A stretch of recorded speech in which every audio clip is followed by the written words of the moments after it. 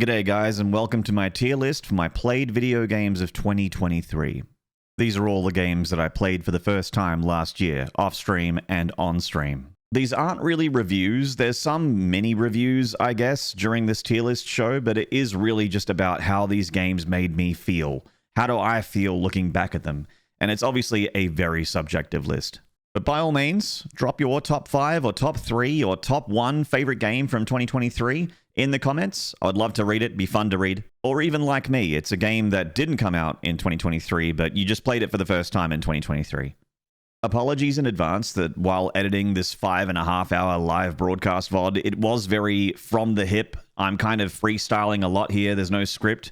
I think next time I do a tier list, I'm definitely going to approach it as more like a mini review show, and I'm going to write a lot of notes and hopefully have a bit more of a professional product. I feel like I didn't explain myself. I wasn't very eloquent for a few of these games. I did alright for a couple, but it was a bit frustrating for me to go back and listen to myself. Anyway, these are my thoughts. Hope you enjoy. Hello there. Look, it's a tier list.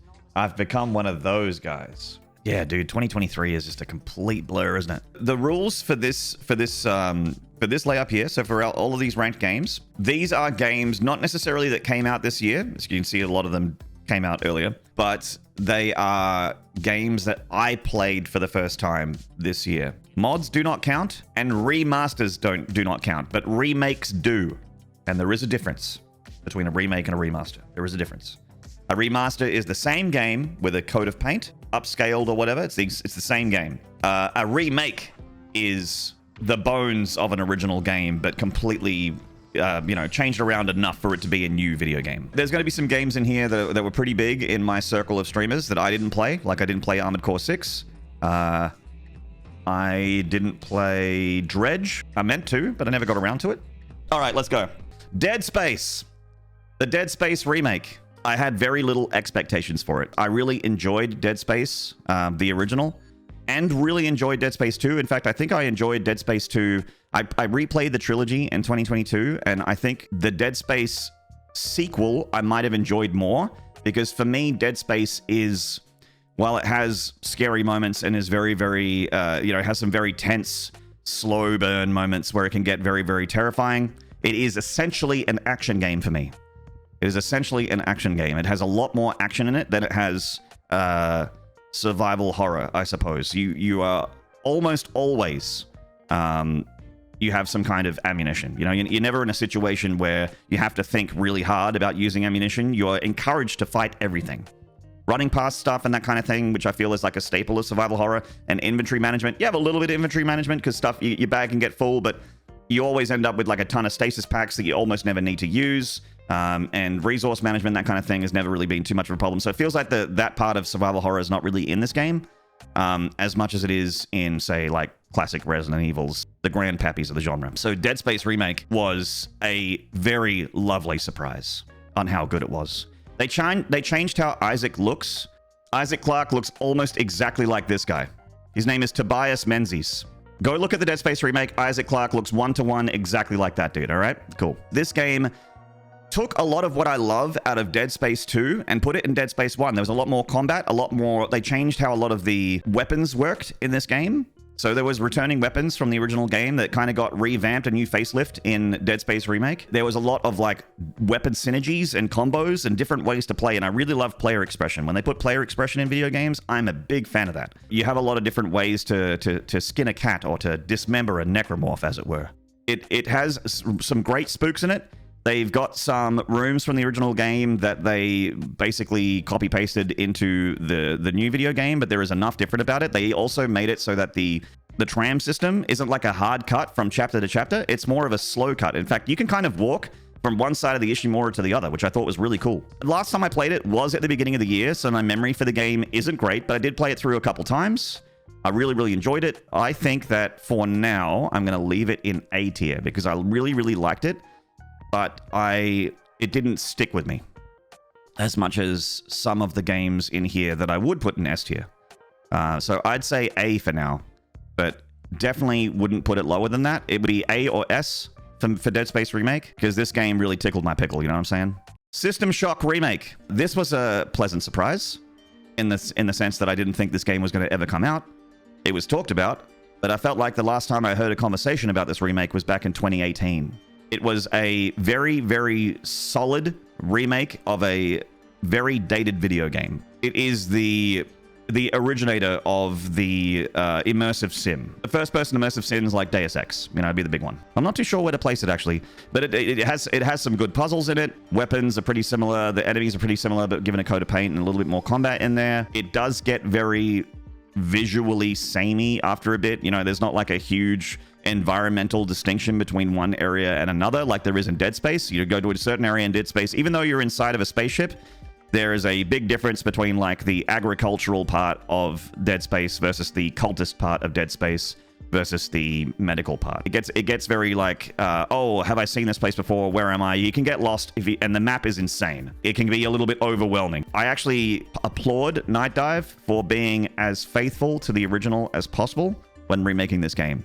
I like System Shock. I don't have a ton of affection with it. So I would say for me, this is a B or a C because I enjoyed it. I haven't finished it, full disclosure. I played this offline because I felt like it would be a little bit not great of a stream game. As a viewer, not a great game to watch, IMO. So I usually try and stream games that I would watch myself. So it'd be B or C for me. I'll leave it in C for now. A good selling point for people that hadn't played System Shock before or hadn't heard of it, this game is basically where BioShock comes from.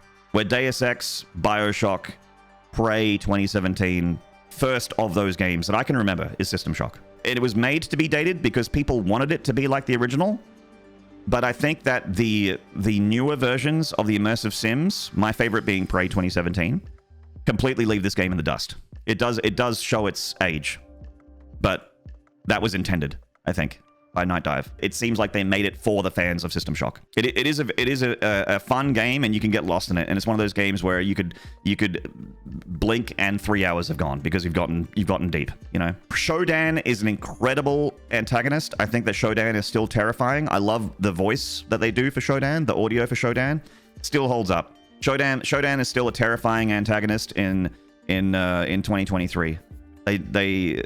The staying power of the antagonist of this video game is very cool. Okay, Neon White. I don't think we're going to be moving it out of D tier. Neon White. I honestly don't have a lot to say about this game because it was a game that I played for, I think, 2 hours and then uninstalled. It had the most cringe anime dialogue ever, to the point where after watching, I think, 3 cutscenes, I fast-forwarded everything. It was awful.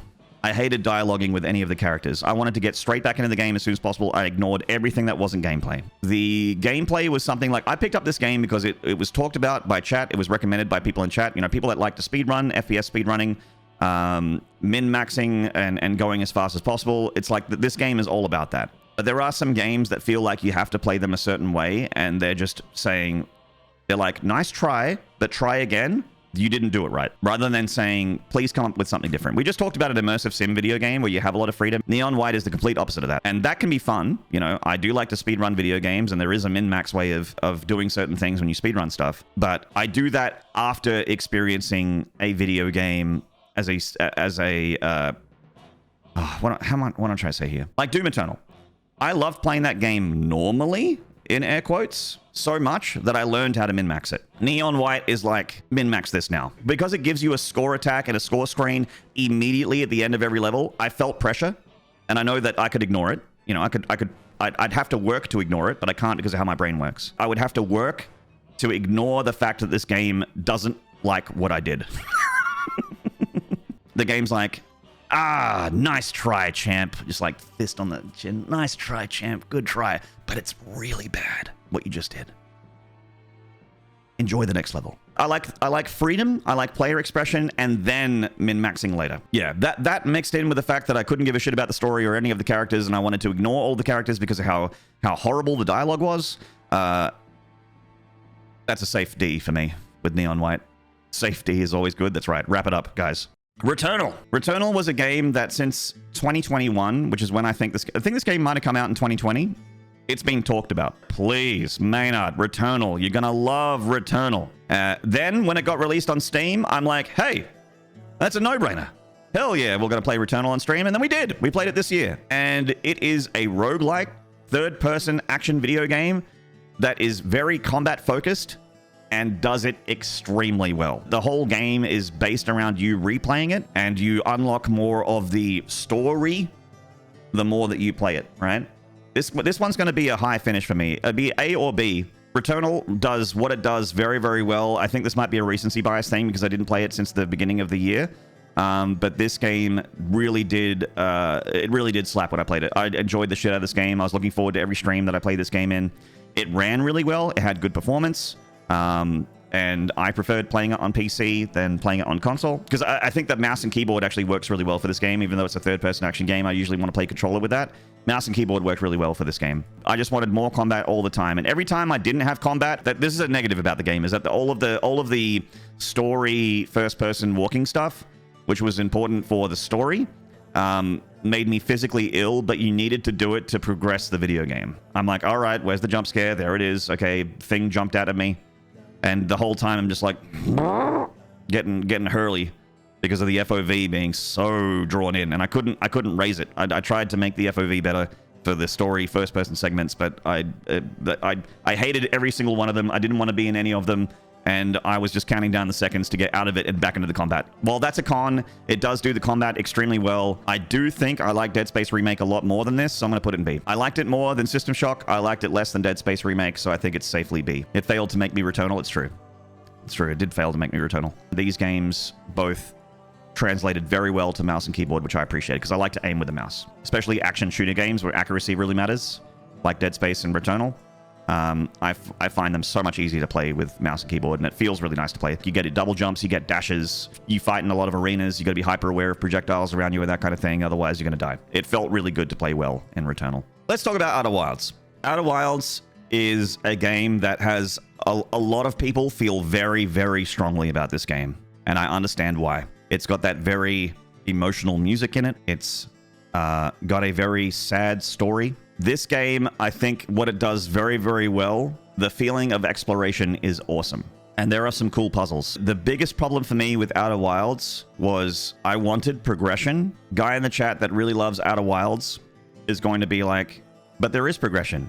You unlock more of the story. And that's the point of this game, is unlocking the story. But what I mean by progression was I solved this particular puzzle. Now I get an item or a power or something, kind of like a Metroidvania thing, or I have a weapon or something to be able to fight against, you know, there was like these giant space piranhas. You know, to get past them, basically you learn how to get past them. I kind of wanted like an item, and that's really just my taste. Yeah, the knowledge is the item, and I get that because you go and you read some text and you're like, oh, just don't get seen by them, bro. Just don't get hit, bro. That's what you learned. I remember that. I was like, I learned that to avoid the giant space piranhas, you just don't get hit, bro. I wanted to feel like I was changing and progressing and moving through the game. And I didn't really feel like I was. You are taking that knowledge. The knowledge cannot be taken away from you, right? And that knowledge is the progress. But it wasn't enough for me. It wasn't enough for me to stay interested in the game, to continue to play through the game and get to the end. This was one of those games, and there's another one on this list that was like this game, where I felt there was something wrong with me for not liking it, to the extent that when my stream ended, I felt really bad about my stream and not liking it because so many people liked it, that I played it for like 6 hours alone. And I'm like, maybe it kicks in. Maybe all of a sudden I'll be like, yes. The cogs in my brain just they stop grinding, the teeth interlink and the wheels start spinning. But it never happened. Is this game better than Neon White? Yes. We'll leave it there for now. But Outer Wilds, I know this is some people's favorite game of all time, and I understand why. Like, I can see it. I can see it, but it just wasn't compatible with me. I wanted to like it. I enjoyed the beginning of it, the sense of discovery. After I realized that I wasn't going to get anything besides lore and text, a lot of the wind left my sails. I was like, oh. Outer Wilds remains down here.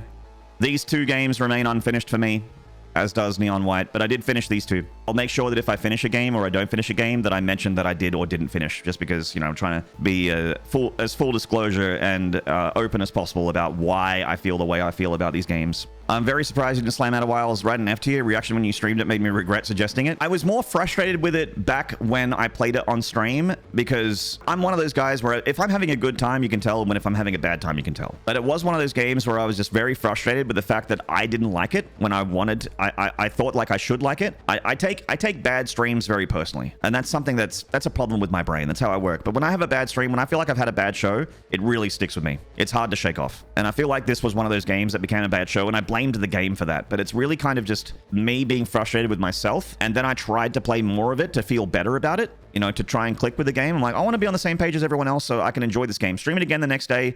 I played it for like 6 hours that night. I played it all night, so I could stream it again the next day and be a bit more positive about it, so that people felt better about suggesting it, like yourself. Are you doing this whole hate the player, not the game shtick? Oh no, there's some games that I'm going to be hating on. We're going to be hating on some of these games. I'm trying to be relatively gentle because I don't want to upset people. Not because I think that my opinion or their opinions are invalid. You know, I want to lead by example. I don't want chat to be a shit place. And chat becomes a shit place if the streamer becomes an asshole. There are ways for me to dunk on a video game without being a It is possible. You can do that. And I'm going to try to do that. Resident Evil 4 Remake. Resident Evil 4 Remake is our first S tier. I have so much affection for the Resident Evil series. There are games in the series that I hate, and there are games in the series that I think might be the greatest video games of all time. The RE1 remake is my favorite survival horror of all time. RE4, the original, it has survival horror aspects in it, but for me it was an action game. But I loved it. It was so fun, so campy, so schlocky. It had such over-the-top crazy stuff in it. It had 80s action one-liners from Leon. It was so fun. I couldn't believe how good of a job they did with RE4 Remake. The action, the knife parry stuff, it gives you more to do from an action perspective as an action video game player. It added movement while aiming, which was huge. The enemy variety was great. The boss battles, for me, were hugely improved. I know that some people didn't like them. What else about RE4 Remake? The voice acting was great. The sound effects were fantastic. I really appreciate sounds in games. I don't really care too much about graphics. The graphics are whatever. The graphics are obviously very, very good. But for me, the game felt really fun to play. It felt awesome to explore. The side quests were probably like the weakest part of it, just because it was like, do 5 of this, do 5 of that, and none of it was really that hard. But I felt like I wanted to explore. I wanted to fight things. I wanted to do everything that the game wanted to give me. You know what? Here's a negative about RE4 Remake. Take fucking slide puzzles out of horror games. There's a slide puzzle in this game. Take it out. I don't like slide puzzles. I suck at them. I'm never going to be good at them. I move them. I move a slide puzzle 3 or 4 times. I get frustrated, and then I brute force it. Get slide puzzles out of horror games. Anyway, the boss battles are fantastic. The combat was fantastic. It still kept it took a bit of the schlock out. It tried to go a little bit more realistic. I wanted my giant Salazar statue running sequence is what I'm trying to say, Chad. I wanted my giant Salazar statue in the castle to come to life and chase me down a hallway. They technically had the Salazar statue in the game, but they didn't schlock it up. Leon's got some funny one-liners, but I feel like he was you know, not as one-linery. Although I did enjoy the final quip to Sadler at the end, which isn't in the original. I'll give you a holy body. It's so fucking perfect. Everything that was in the original, I think the remake did better for me, and it's the definitive version. If I ever play RE4, it's going to be a remake. I don't see myself playing the original, except for maybe nostalgia reasons. It made one of my favorite games better, and I think that's like the best thing a remake can do. HROT. HROT, the Brown game. An indie FPS that I played early in 2023. This one was in early access for a while. It was talked about for a while, but I didn't want to play it until it got fully released, and it got fully released this year. HROT was another game, along with RE4 Remake and Dead Space, that was a positive surprise. I didn't expect to enjoy it as much as I did. It had a lot of memery in there. There was a lot of Czech Republic references and memes that had to be explained to me in this video game, but the most important part of this game is, or the most important part of any game for me is it fun? And HROT is a resounding yes. It is very, very, very fun. I love the weapons. I loved exploring in this game. It felt like I was playing a quality of life improved old single-player FPS video game, which was some of my favorite video games to play growing up. I had a lot of fun playing it. I had some great laughs with stream while playing it as well. I played this one on stream. All these games so far I played on stream. Oh god, I'm trying to remember something specifically that made it tip over into super fun for me. But I just remember the feeling it gave me when I finished the game. I was just like, oh, that was great. I was like, round of applause. You know, the final boss is Putin on a bear, and then Putin on a dragon. As a negative, the boss battles weren't great, but that's kind of the case for a lot of FPSs. Those games, that kind of genre of video game has a tough time making good boss battles. Yeah, the dance party with all the lizards was fantastic. I loved that. That was so fun. But yeah, I just remember I enjoyed the weapons. I enjoyed exploration. They went for that Eastern European vibe, and for some reason, those games are generally a little bit on the desaturated, depressing side visually. They went for it. They got it. I think I might have to put this, because I would say that it was, like, as far as this list goes, I would put it with Returnal. I wouldn't say I liked it as much as Dead Space Remake, but I really did enjoy it, and I had a good time with it, which I feel the same about this. You know, I had a good time with it. Turbo Overkill, another indie FPS. This game really went for movement. This is the fastest FPS I think I've ever played. It's faster than Doom. It's faster than Doom Eternal. And really, that's what it does well, is the speed, the feeling like your brain is being injected with chemicals the whole time you're playing this game. This is a game of extremes for me, Turbo Overkill. It has extreme highs, but it also has extreme lows for me. It had a really good soundtrack. I liked the visual style. I liked most of the weapons. The alt fires are very useful. When you get into this game and your brain switches off, and I mean this in a good way. When you get into the flow of this game and your brain switches off and you're just doing stuff, when you're in the fun zone in Turbo Overkill, it's like fucking S tier. It feels so good to just get lost in this video game and just rip and tear and fucking chainsaw through shit. But it had horrible boss fights. Only one of them I kind of liked, and has this very awkward relationship with its highest difficulty. What was the difficulty behind Murder Machine? There was a difficulty that was second highest and highest. For me, second highest was too easy, and highest was too bullshit.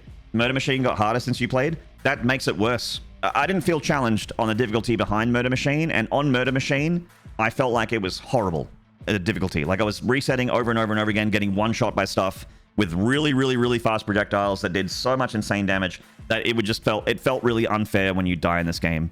And there was a lot of gimmicky stuff, I guess, towards the end specifically, that made me very frustrated and left a very bad taste in my mouth. It was either too easy or too frustrating. If difficulty and challenge mattered less to me, it'd be less of a con. Difficulty and feeling challenged is important to me, and therefore that makes this go down for me. So I think that I would put it with HROT in B. I liked it more than these games. I did not like it more than these games. So I put it here.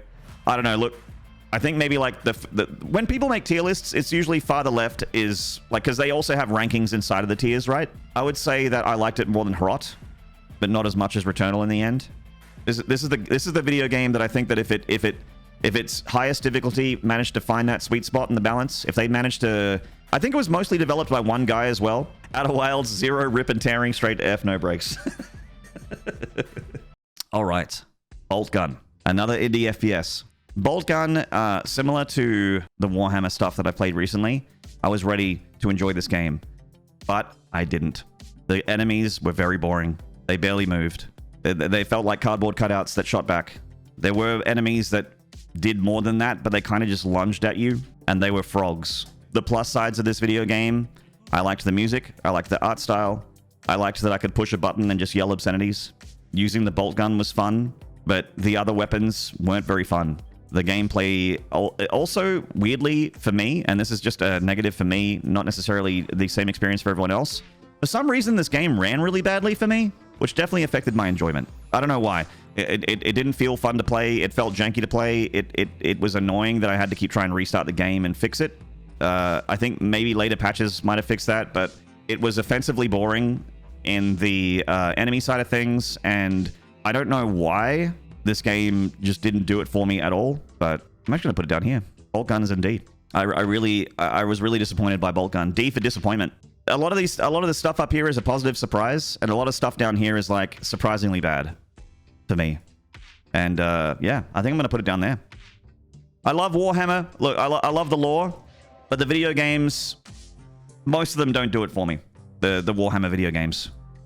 And Boltgun is unfortunately added to that list of being a game that was very forgettable for me. I'm glad people are making these kind of games, so I didn't refund it. I want indie FPS developers to get paid for what they do, and I want them to try again. I want a Boltgun 2. I'll play the shit out of Boltgun 2.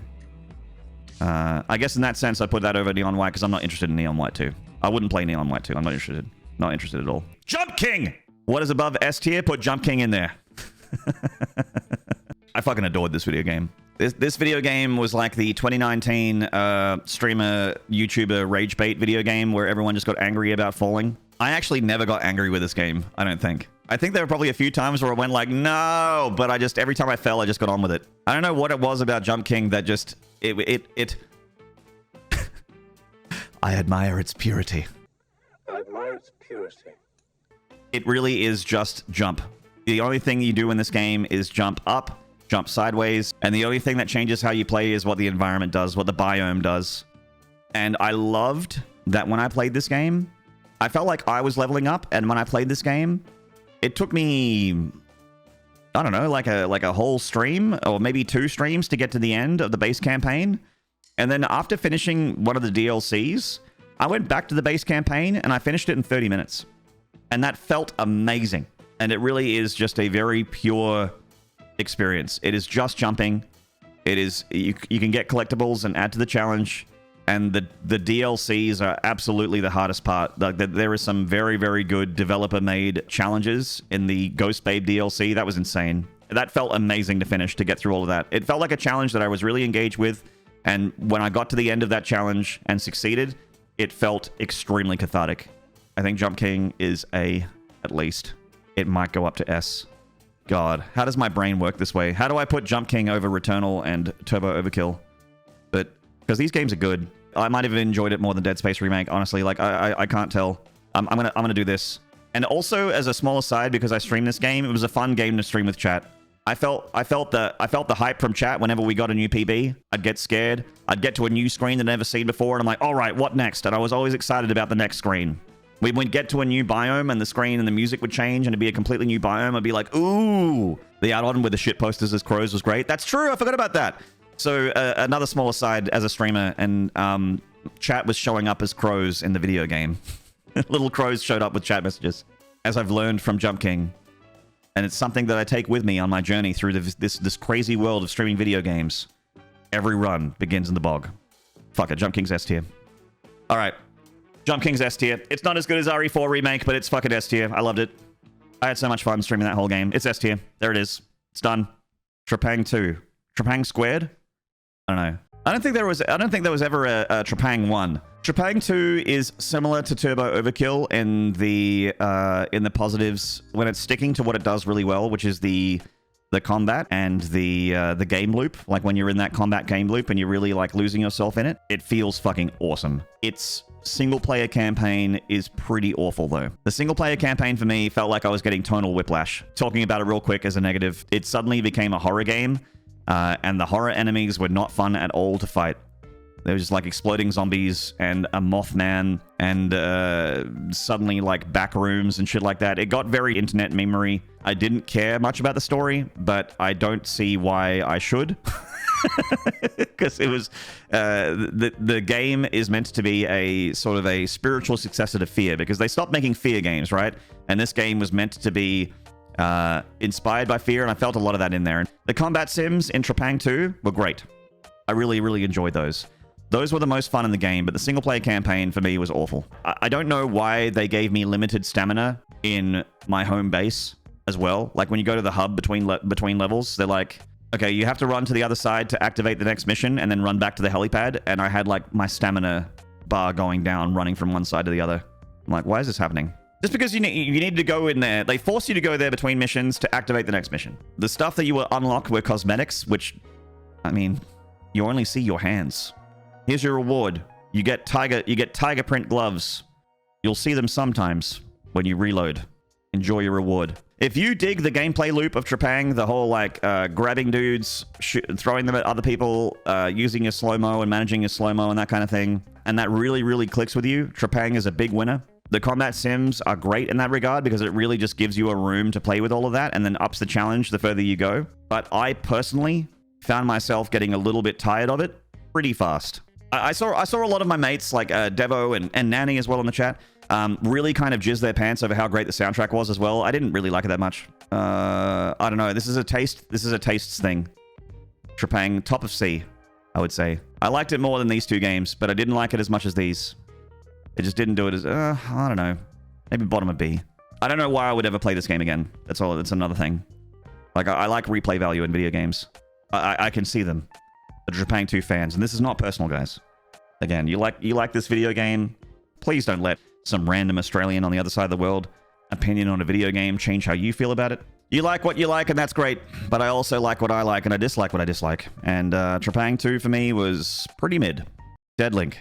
Deadlink was absolutely inspired by Doom Eternal. You play Deadlink for 5 seconds, you're like, all right, these guys fucked with Doom Eternal, and they really liked how it felt. Because they made a indie version of that game, but they also gave it a little bit of something, something. This was basically Doom Eternal and Hades combined.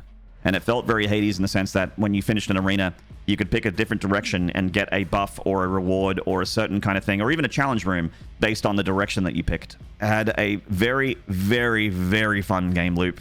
Once you kind of get it, every class in this game is fun for me to play. Every single kind of, like, I guess, character. I don't remember what they were actually called, but every character you could play in this game was very, very fun. Its downsides are just that it was a little bit short. Yeah, the end boss. I didn't mind the shield boss. I see a guy in the chat talking about the shield boss. I didn't mind him too much. Once I figured out how to fight that guy, it wasn't too bad. I do find it hard to go back to it. I would say that I liked it more than Turbo Overkill. I would put it like here. I liked it more than these three. Deadlink was like really fun. I don't know why I would play it again now though. I've like gotten to the end of it, to the nightmare level, and I'm like, what do I do now? And that's kind of it. You have just under 100 hours in Deadlink, and I still have a few upgrades I need to unlock. I maxed out my favorite characters in the first few days though. Yeah. I mean, I guess, you know, on a completion standpoint, you could probably get a lot more out of it than I did. It was the game that felt the most like the kind of movement that I wanted.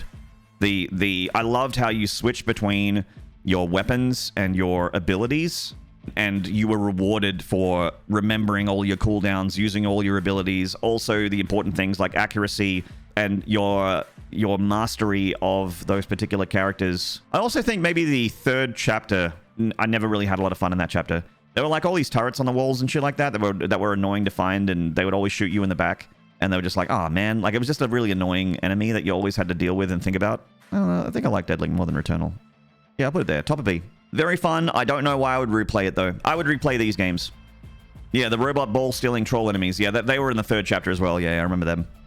The Horde mode is super fun. I must admit, I don't think I played the Horde mode. Yeah, so it came out on a later patch. So that might be reason to revisit Deadlink then, the Horde mode. Because I did really enjoy it. When this game was fresh and I hadn't played it before and I was getting into it for the first time, I was loving it. It just wore off. The magic wore off after a little bit. The shine was off the apple and the honeymoon period was over very fast for me in Deadlink. Street Fighter 6. This one I played off stream. I was intending to stream some ranked matches. Really fun to learn. I didn't have a lot of expectations for this game. I got it because I like Street Fighter. I've always been a Mortal Kombat guy over a Street Fighter. Street Fighter was like a little bit too cartoony and flashy, and I liked the dark violence of Mortal Kombat. And I also enjoyed in Mortal Kombat how you have a dedicated block button, whereas in Street Fighter you have to hold back to block or back down to block. I never really liked Street Fighter more than Mortal Kombat until this year. Dun dun dun! I really loved this game. It had a single-player world, sort of open-world sandboxy mode, which I didn't care about that much. This game felt amazing to play, and I really loved the drive system. The new system that they incorporated into Street Fighter 6. It felt amazing to learn, and when you were doing well, it gave you that feeling like you were a complete god. And even though I never got high ranked, I think I was like gold. I really enjoyed my time with this. This was my off-stream, I have a couple hours to play online fighting game. Also, I think because of Cammy's ass, I have to put it in A tier. Because of everything I just said, plus Cammy's ass, I keep it installed because I want to get back into it. I want to get back to learning it again. I haven't played it in a while. I just really enjoyed all the characters. I haven't played many of the new characters in there. I do think that like a con for this game, if I had to pick some cons, Capcom's kind of gross. And there's a con for this game as well that I didn't bring up before. But Capcom's kind of gross with its microtransactions. And the amount that they charge for some of the shit that they expect people to get. Like, unless you're a Street Fighter simp and you don't care because you've got a lot of money, you just want everything. You're like a collector kind of thing, a digital collector. The DLCs in Street Fighter 6 and what they charge for it is unreasonable. This game has like a weapon upgrade thing that you can buy with real money. You can ignore it completely and still max out and finish this whole video game. It's not like something you need to get, but the fact that it exists is gross. And I want Capcom to stop making that happen so that I can like them more. I already bought your $90 video game. Stop trying to get more money out of me. And we'll be talking about another fighting game where they try and milk more money out of you soon. I guess the thing that sets this game and this game apart in terms of intrusive microtransactions is that in this game, there are fighters locked behind paywalls. And it's been a few months since I played it. It might be worse now than it was before, but I'm not too sure because I haven't been keeping up with it. I was really into the Street Fighter 6 content around when it came out, and I was watching a lot of Street Fighter 6 streams, guides, and meta updates and that kind of thing. So that is a negative for this game, but for a experience and the feeling it gave me, I really, really enjoyed Street Fighter 6. It was a very lovely surprise at how much I enjoyed it. Aliens: The Dark Descent, made by a relatively small team, like not AAA by any means, but maybe even AA. I don't even know what you call it, but like just a step under AAA. They had a relatively big studio. This was a squad-based RTS that really nailed the aesthetic. Like I am a big fan of the first and second movie.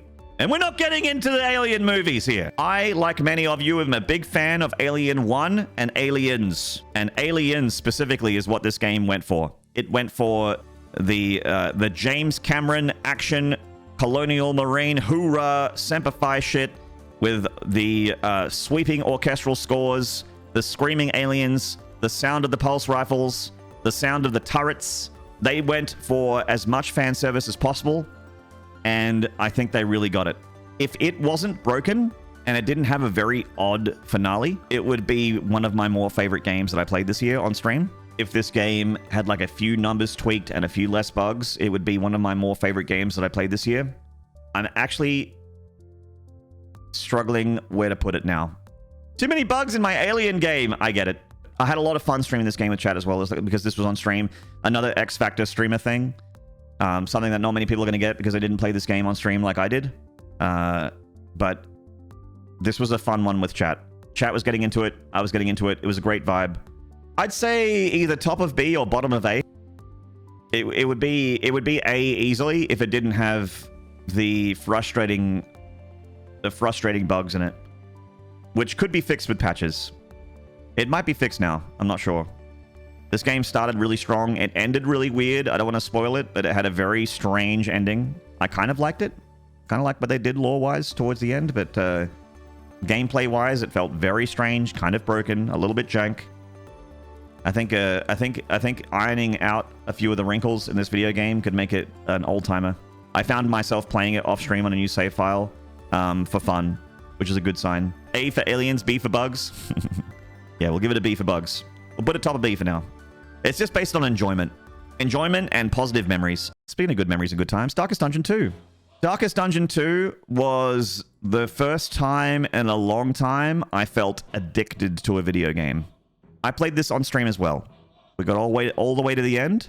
I remember we did 9-hour streams of because I just didn't stop. It's been a long time since I was playing a game on stream that I was hopelessly addicted to.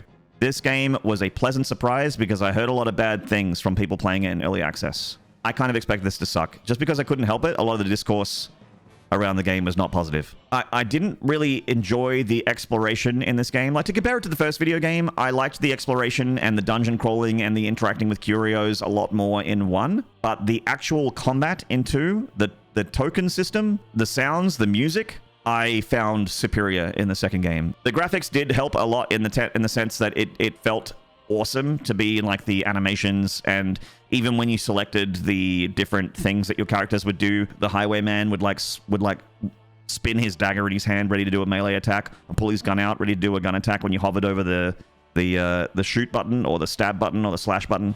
The plague doctor would get into a little bag and you'd hear the tinkling of the vials, like when she's about to do a heal or about to throw a poison bomb, or she'd get a knife out when she's about to do an incision attack. All that stuff did help a lot with the satisfaction of playing the video game. It felt really fun to play. I wanted to explore and to do everything this game had to give me, and I would say that this game was a huge positive surprise, and it is very much so top of A tier, I think. Now that the dust has settled and it's been a few months since I played Darkest Dungeon 2, I would say that I enjoy the first game more still. I like that Darkest Dungeon 2 and 1 are so different because you could play 1 and then when you're feeling a little bit burnt out, you could play 2 instead for a palate cleanser and vice versa. Oh, I don't know. I really enjoyed this game. I don't know. We'll go middle of A tier. But I definitely like this game more than everything in B. It feels a little bit feature light versus the first game, but the first game also has like you know, the benefit of being out for longer and a lot of DLCs. Blasphemous 2, another sequel. Soundtrack for this game, we just talked about the soundtrack in Darkest Dungeon 2. Soundtrack for this game was fucking amazing. I thought that the music in this game was so beautiful. The art style is very, very cool. That pixel style graphics were very, very nice. I would say that to get a negative out of the way for Blasphemous 2, I didn't like the decision to have the more cartoony cutscenes. The first game had pixel art cutscenes that kind of matched with the rest of the vibe and the aesthetic of the game when you're playing it. It didn't feel like they fit. From the positives, really enjoyed the fact that you could pick your weapon at the start and switch between 3 different fighting styles. You need to do some very fun and satisfying platforming puzzles. And the weapon swapping was a big positive. I thought that was really cool. Be frustrating for some people, but I found it fine. It would be cool to have a dedicated button for each weapon rather than cycling through them all. But there's only 3, so it's not that big of a deal. Most of the bosses were great. It's a Metroidvania, which is a style of game that is, if it's done well, I'm going to always enjoy it. One of my favorite games of all time is Hollow Knight, and one of my top 5 video games in the history of all video games I've ever played is Super Metroid. And Blasphemous 2 is another addition to the pantheon of great Metroidvanias. It could be a con for some people, but I think it's a... Okay, so Blasphemous 2 was definitely easier than Blasphemous 1. They added some quality of life stuff in Blasphemous 2 that I think is an improvement. It does make the game easier, but falling into a pit of spikes and not instantly dying and just taking damage instead, good change. I think the stuff that made this game easier made it more accessible and made it more fun. So I'm going to put Blasphemous 2 above Street Fighter 6 in A tier. Mortal Kombat 1. Another AAA video game. This game got released and I played it all day on my birthday. I have been a fan of Mortal Kombat for 30 years. The entirety of the franchise I have enjoyed. This one, for some reason, there's a lot of hype about this. It was on my birthday. I had a good time streaming it on my birthday, mainly because chat was being amazing and the story was fun to laugh at. Again, I don't really care about story, but it was awful. 11 forced them to reset everything because it went too wild, too crazy, too power creepy. And in the space of one video game, in one 7-hour campaign, they've managed to make it worse than at the end of 11. It started off very normal. It was very laid back and very grounded. As grounded as Mortal Kombat could be at the start. And then by the end of the campaign, you're like, oh my fucking god. But we put the story aside. What are we left with? A pretty decent fighting game. But for some reason, even though it has a cameo system in it, which is new and innovative, I didn't really click with it. Trying to read your opponent and think about what they want to do. That whole part of fighting games that I enjoy, that I got a lot of in this game. This game cares less about you having a 15, 16 string combo, whereas Mortal Kombat is all about that. And with the cameos, it made it just like a little bit more overwhelming for me. So I found this one this one was easy to get into straight away. This one I found trying to learn it very, very daunting and overwhelming. People were sweaty immediately in Combat League. And also on PC, this game became, on my system, for some reason, after a couple updates, unplayable. It got really frame droppy. It would stutter. It would hang, even in single player content. And I also really dislike invasion mode, which is kind of like the crypt replacement in this game. It was, I don't know, slow, boring. I didn't want to go through it. Like the crypt in 11, I think I did complete the whole crypt in 11 because I just liked running around and exploring that. But the invasion mode, I really disliked that. It stings because I'm a big fan of the series, but I'm going to put this down and see. I didn't hate it, but it was a disappointment. As a Mortal Kombat fan, it is my least liked Mortal Kombat in a long time. The performance on PC really affected me and my enjoyment. Again, like this is another reason why Boltgun is down here, because these are my experiences with video games. For some reason, it got worse with more patches. It didn't get better. The hype wind in my hype sales was out so fast. Within a week, I stopped playing this game. And normally when a Mortal Kombat game comes out, I'm like balls deep in that shit for months. That's something I forgot that definitely needs to be brought up in this game. Quan Chi, Ermac, are characters that are in the campaign, but you got to pay to play. And the fact that they said you can't play Shang Tsung unless you pre-order it. And I'm someone that's very against pre-ordering. You can pre-order things. If you're a pre-orderer, that's fine. You're happy to give the developer their money early before they even give you a video game and for promised extra stuff when the game is released. Great. I used to pre-order. That's how I got all these wonderful Dark Souls statues and shit that are on my shelf, because I would pre-order a collector's edition. Mortal Kombat 1 was one of the biggest releases of the whole year. It was super hyped. It was everywhere. The advertisement was massive. Their marketing budget must have been obscene. I found it extremely gross for Warner Brothers / NetherRealm Studios. Mainly, no doubt, pressure from Warner Brothers. I actually really respect NetherRealm Studios and Ed Boon. I have a lot of love for Ed Boon. The pre-order for Shang Tsung is ridiculous. A fully playable character that is there in the campaign, that you can play as in the campaign, that you don't get to play in lobby matches or online or ranked or invasion mode. You don't get to play that character even though he's right there. He's in the game and he's good to go. You even play him again. You play him and his whole moveset in the campaign, but you can't play him outside of the campaign unless you have pre-ordered the game or pay the $12 DLC or whatever it is. Again, your mileage may vary. If you're okay with that, I don't blame you. If you've got a lot more disposable income and you don't care, great. I care because I'm not a very rich man. I'm a full-time streamer. Mortal Kombat 1 in Australia is $120. And then they're like, yeah, but what about that extra $20 for Shang Tsung? It's gross. And it's so much worse for me than the microtransactions in Street Fighter 6, which, to be fair, might be worse now. I don't know, because I haven't played this game in a few months. But on release, every character that this game said would be there on release was there on release. I could play everything. Nothing was locked behind paywall, except for cosmetic stuff, which I didn't care about. And those are my thoughts. Again, very personal. This is my personal list. Shit got a little bit negative there for Mortal Kombat 1 chat, but we're moving on. All right? We're moving on from Mortal Kombat 1, and we're about to get positive as fuck. We are about to get really happy about a video game. Lies of P. Straight to S tier. The only question is, where do we put it? When this was announced, I thought it was a fucking Souls-like cash grab attempt from a no-name company. I'm like, great, another Surge, another The Lords of the Fallen, another company trying to do FromSoft things. Stay out of FromSoft's lane. Let FromSoft make the masterpieces. Stop trying to capitalize on the genre that they created. This game blew my fucking mind. Some people that like the games I like and love FromSoft games did not click with this game, because there's a lot of moving pieces in FromSoft video games. Some people didn't like the movement in this game. I love the movement in this game. Some people don't like perfect parry systems. I do like perfect parry systems when I'm not obligated to use them all the time. You have choice. There is stuff in this game that is extremely derivative, but then there is stuff in this game that is very much its own creation. It had the weapon hilt and blade mechanic, which I feel like is an extremely fun and experimental part of the video game, and I experimented a lot with my first playthrough.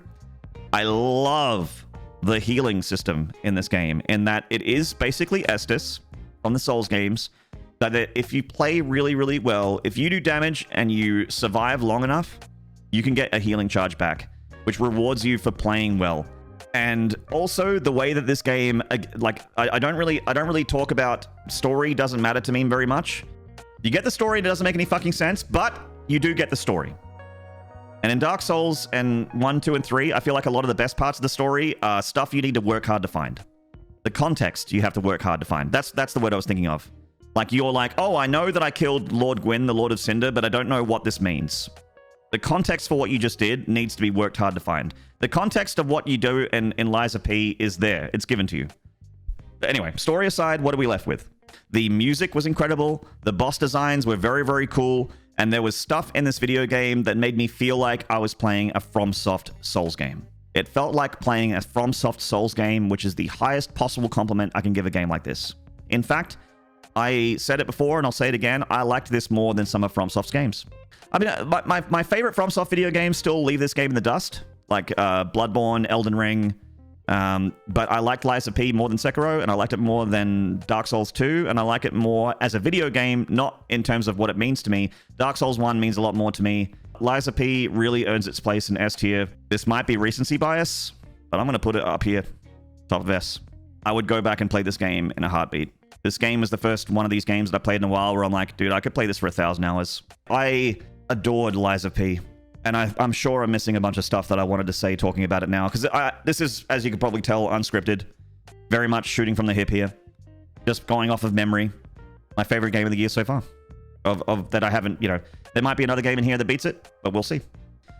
The downsides for Lies of P was that a lot of the stuff that I think should just be given to you is locked behind quartz, which is like an upgrade material. Like being able to press a button to jump off the ground. But that said, though, I think they patched it so that rolling up off the ground is something that they give to you by default. I think they changed that. I think they changed that in the patch. Another negative is that I find the arm prosthetic stuff, there's like very obviously good ones and very obviously bad ones, similar to Sekiro, where some of them are useless and some of them feel really useful. And another negative is that I don't think Lies of P is a great game to play if you haven't played a Souls game before. It is, I think, a very difficult game. I'm someone that has thousands of hours in Souls games, and I found Lies of P pretty tough. Anyway, Darktide. Another Warhammer video game. Darktide is, for people that don't know, one of these horde shooter video games. The premise, I think, is fucking awesome. I love the factions of Warhammer 40k. I think the Imperium is so dark and horrifying. It's awesome. I love it. Darktide looks very good. It's got good sound design and has a very addictive, very Moorish game loop. But I don't really like Left 4 Dead. I didn't like Left 4 Dead 2. I didn't like Vermintide. I didn't like Vermintide 2. I didn't like Back 4 Blood. And I'm sorry to say that Darktide is no different. This kind of horde shooter video game where you're in a squad of people fighting against hordes of things, I just get so bored so quickly. And even for my beloved Warhammer, a franchise that I very, very dearly appreciate. I read the books I've got as many of the Black Library books as I can possibly afford because I love the stories and the lore of Warhammer 40k. I can't afford the tabletop hobby because, again, I'm a full-time Twitch streamer. I'm not a Fortune 500 CEO, so I can't afford the tabletop hobby of Warhammer. Along with performance problems, because it made it it was very, very thirsty. It pushed my computer to its absolute limits. My computer is, I got a 5900X CPU, a 3080 Ti. This game was installed in an M2 drive, it's the fastest drive I can afford. It still ran like ass. It is on Game Pass, which is a positive. It cost me $10 a month, but I play a lot of games on Game Pass, so it doesn't matter. For me, it essentially was no harm, no foul. It wasn't offensive to download Darktide, play it for 6 to 8 hours, and then go, all right, not for me. That's fine. Darktide, not for me. It's down here. Unfortunately, right next to Boltgun. My beloved Warhammer. Not a strong year for my Warhammer. My Warhammer fandom. We're in the horror block. Chat, we've made it to Spooktober. Alien Isolation. A game that people have been telling me to play for literally years. Because they know I like my horror games. They know I like my horror games. And I love Alien. Alien Isolation really nails the aesthetic. Does a lot of its horror very well. I liked that I had weapons, so I didn't feel hopeless. But the weapons were like you couldn't just hold W, brain dead, annihilate everything, which was important for the horror part of it. Because if you can just shoot everything, it's not scary anymore. Like RE4. It kept the horror as a priority, and it did a good job with a lot of that. I had some great jump scares in there. On the downside, it's very, very, very long. A lot of people that make horror games know that after a certain while, they stop being scary. If you are stuck playing that game for a very, very long time, you're exhausted, and you're not terrified anymore, you just want it to be over. And Alien Isolation went over that line, and then it went for another 7 hours, which really affects its score for me in my brain. It kept that kind of 80s sci-fi CRT monitor aesthetic, which I really liked and appreciated. The sound design was amazing. Lighting was really cool in it as well. And again, the horror was really effective. It overstayed its welcome, and not just by a little bit, by a lot. This was like a 15-hour horror game that needed to have a lot of the fat trimmed out of it. I wasn't scared anymore getting towards the end. I just wanted it to be over. I'd say bottom of B. You know, I don't like... I'm going to move Mortal Kombat 1 over here because I like System Shock more. I enjoyed this game. But it was kind of forgettable. Maybe this one top of C. I feel better about C if I put this down here to round it out. Because I liked these games more than this game. Yeah. Top of C for Alien Isolation. It doesn't have a lot of positive memories with me thinking back on it. C is still... like, there's some strong games in C. It feels unfair just because it feels like it's really low on the tier list, but honestly, these games aren't bad. They're not bad games. There's just stuff about them that didn't sit well with me. That's all. They had something fundamentally about them that affects my memory of it. But they're not bad games. MADiSON. Everyone's favorite fucking video game.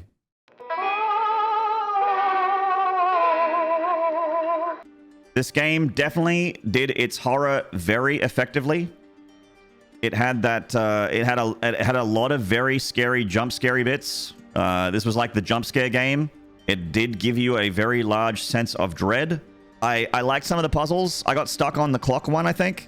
But for me, MADiSON was like a 5-hour experience. For some people, MADiSON's like, oh, I got stuck and I never finished it. When I learned the layout of the house, I just pointed my camera at the ground and ran. Because I didn't want MADiSON to just jump scare me and jump in front of me the whole time while I was backtracking to try and get items. Because I was getting so exhausted with MADiSON just jump scaring me all the time. You know, it was cheesing the mechanics. As a horror game, it was very effective. It's what I wanted. I wanted to be terrified, and this game delivered in that regard. I would put it above Alien Isolation because it was a lot shorter. It didn't overstay its welcome for me. But I will never replay this shit. The second I finished it, I uninstalled it.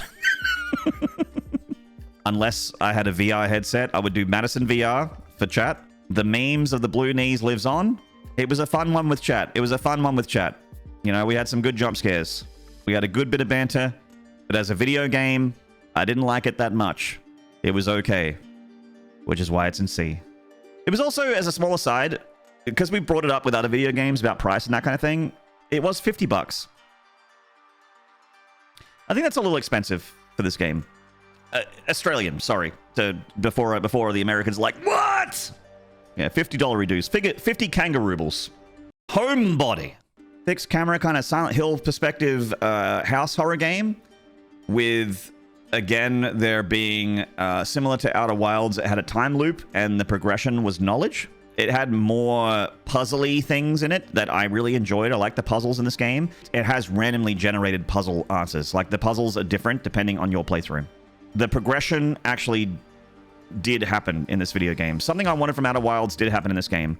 Doors would be unlocked and remain unlocked to make your later loops easier.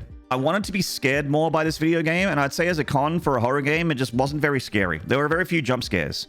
But it was very creepy. This game felt like I was playing a David Lynch movie, which is a good thing. I think they did a good job with that in this game. I'm ignoring the story almost completely. I've forgotten most of it. When you got a new loop, it felt fun to be like, go, go, go, go, go, go, and push in the, you know, to enter all the puzzle answers and get to the next part. It felt like a lot more of a more concise experience than this one.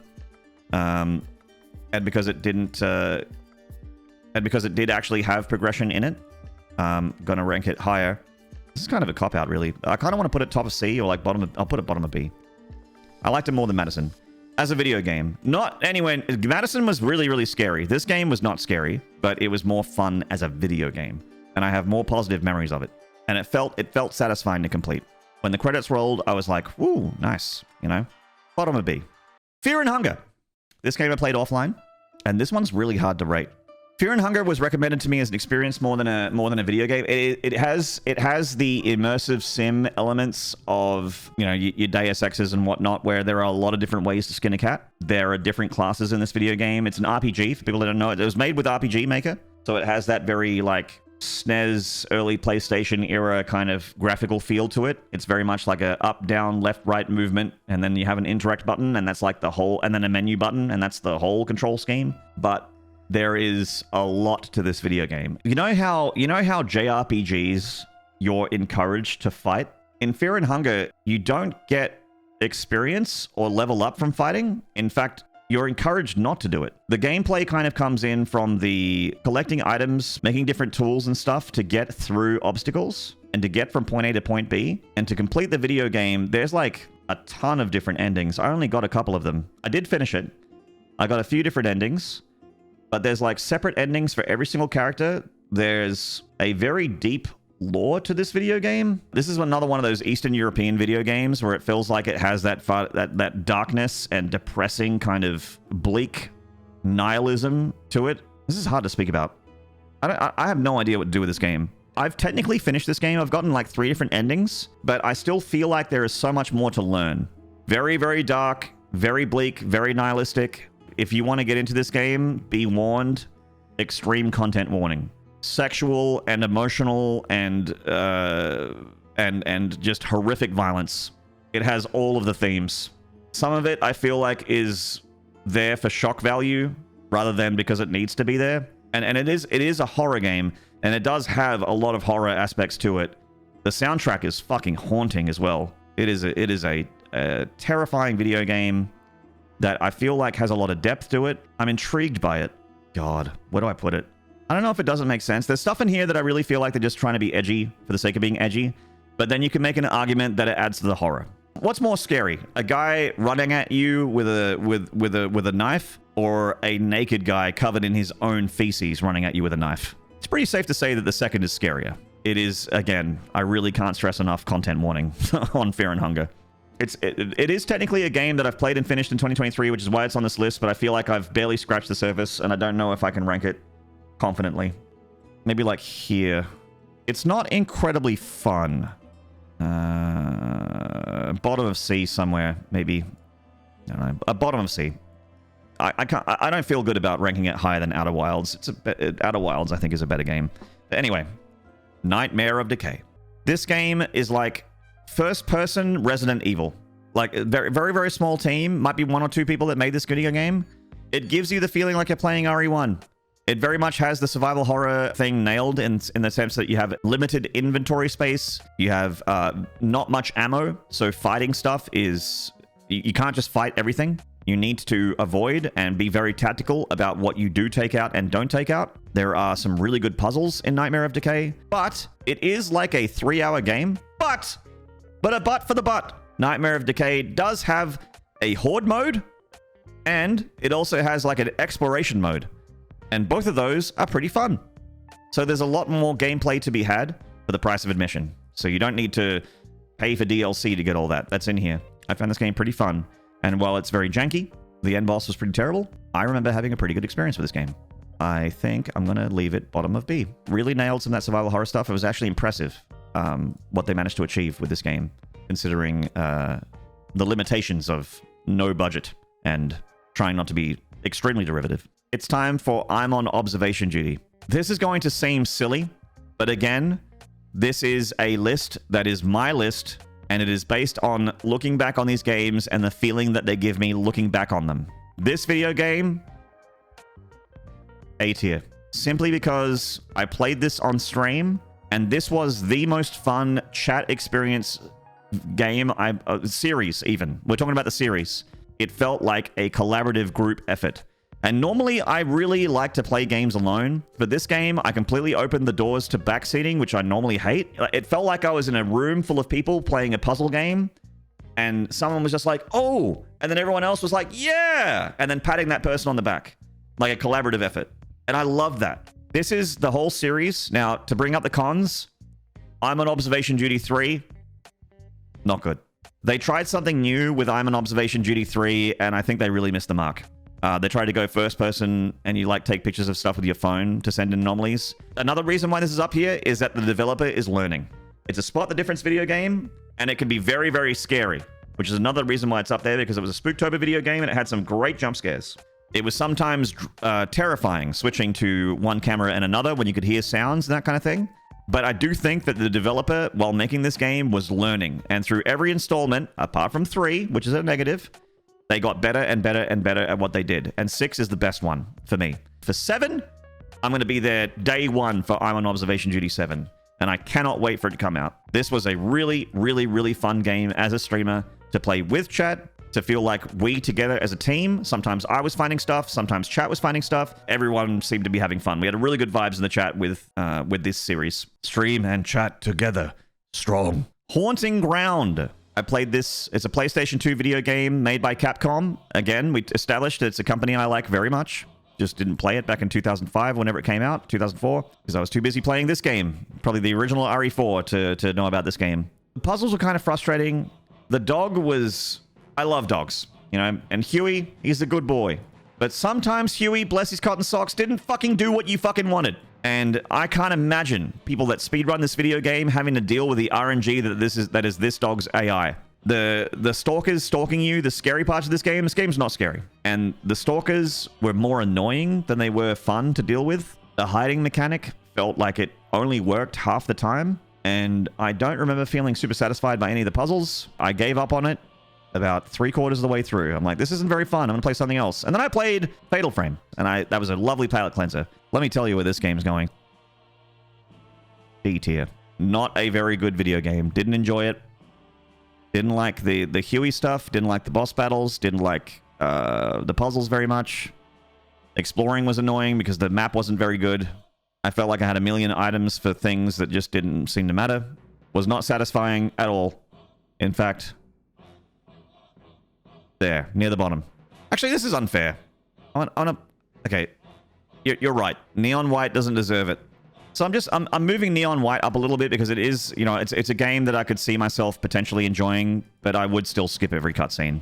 Amnesia the Bunker. Amnesia the Bunker. We're still in the horror block. This is the final horror game, I think. No, it's not.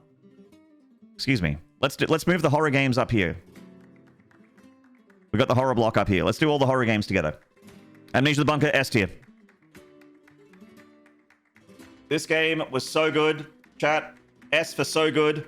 Everyone that likes the horror games I like was like, dude, you're going to love this game. And I've heard that before, and sometimes they're wrong. But this time they were absolutely right. Easy S tier because it felt like the best new survival horror game I have played in years. It is a contender for my favorite survival horror video game of all time. I don't think it unseats Resident Evil 1 from its throne. The level of horror in this video game was so fucking good. It was terrifying. I played the challenge mode of it, and it was even more fun the second time with all the with the shell shock difficulty. Playing it on maximum difficulty with all of these modifiers to make the game a different experience. Speaking of different experiences, something I love about this video game is you can't brute force the video game. The bunker forces you to play the game by randomizing all those codes and even randomizing locker locations sometimes. On Shell Shock, I can't remember if it was in the base game, but on Shell Shock, certainly, the lockers could be anywhere. And they all have a random code. So you need to play this video game. You have to play the whole game. While you're doing that, you are in an extremely terrifying environment with an enemy that, while you have weapons, can only scare, but can never defeat. So the terrifying stalker nature that's in a lot of the, you know, like your MADiSONs, your Alien Isolations. Like Alien Isolation, one thing it does well is that you have a flamethrower that will never kill the alien, but it'll make it go away. The bunker, you have a gun that will make it go away, but then after a little while, all it does is piss it off, and it just kills you faster. The immersive sim aspects of this video game, not only do you have the survival horror aspects of it, which it really nails, you've got the immersive sim aspects. You've got player expression. There's a door that's locked. You could try and unlock it. You could try and use a trap. Or you could grab a brick, throw the brick through the door. Or you could use a shotgun to blow the door open. I saw a player have a bucket, and they picked up a bucket, and then they activated a flare trap, and the flare fell into a bucket, and then they used the bucket, they just carried this bucket, like with the physics thing, because it's an Amnesia game. You can just hold the bucket in front of you, and all the physics of all the items in the world remain solid the whole time. And they carried a flare over to something that needed set on fire, turned the bucket over and dumped the flare onto the thing, and it set it on fire. It's got a ton of replay value because of the shell shock modifiers. And even if you just play it on normal and on lower difficulties, it's still got replay value because of the randomized locations of things and the randomized codes. Even just the codes being randomized adds replay value to this video game. It's a excellent challenge, an excellent horror game, an excellent survival horror video game, and an excellent immersive sim all rolled into one. Not only is Amnesia the Bunker S tier, it is going to unseat Jump King, I had an excellent time. I had such a great time playing this. I love this game so much, I don't even remember chat's vibe. Normally, I remember chat's vibe. I think chat was digging this one as well. I'm pretty sure there wasn't anyone hating on it. Like, people were either, what is this game? Or, dude, I've played this, it's so good. I would happily play anything up here. Like, these are all tons of replay value in these games. And The Bunker is absolutely one of them. It deserves to be up there. Amnesia the Bunker, yeah.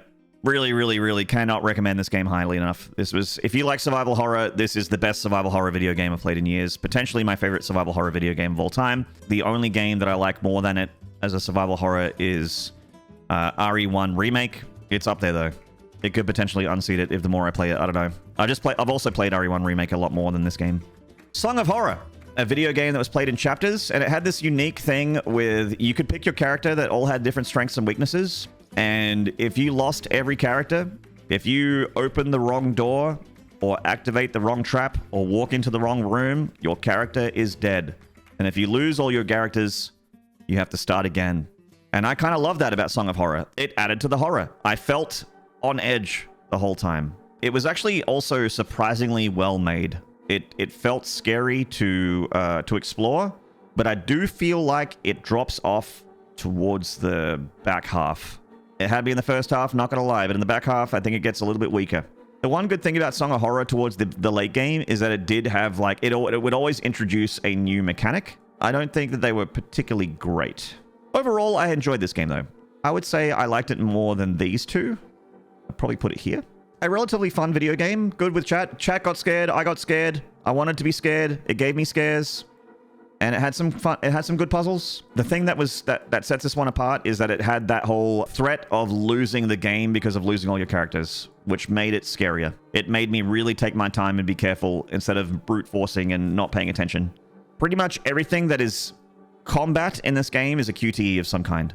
There was the mirror one, which was basically aiming and holding your reticle over ghosts, which wasn't a QTE. But the escaping from ghosts was a QTE. And also a negative, I think that the stats for your characters really didn't matter that much. The cool thing about the characters, though, is that they would be able to do stuff like if you picked the housekeeper, and this is part of the reason why the earlier chapters were more effective. If you picked the housekeeper, in the first chapter, he already knew the alarm code, so you didn't need the alarm code because he's like the housekeeper. He goes to the house. He doesn't need the family to be home. So stuff like that I thought was cool. But your stats didn't seem to matter too much.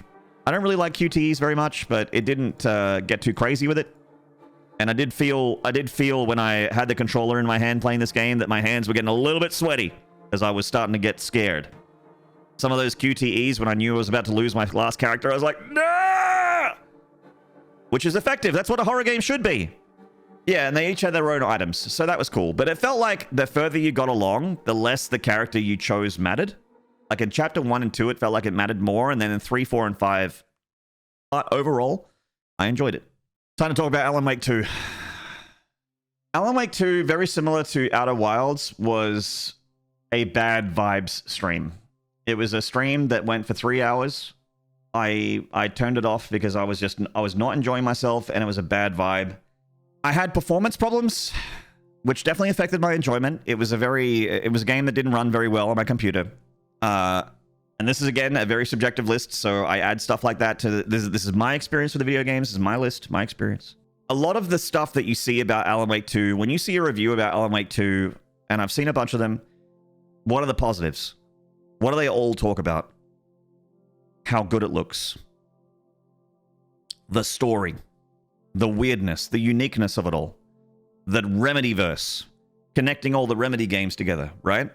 Everyone was filleting themselves over the music video part of the video game, which I did experience, not on stream, but I played it offline on my own in the dark, trying to get as much out of this video game as possible.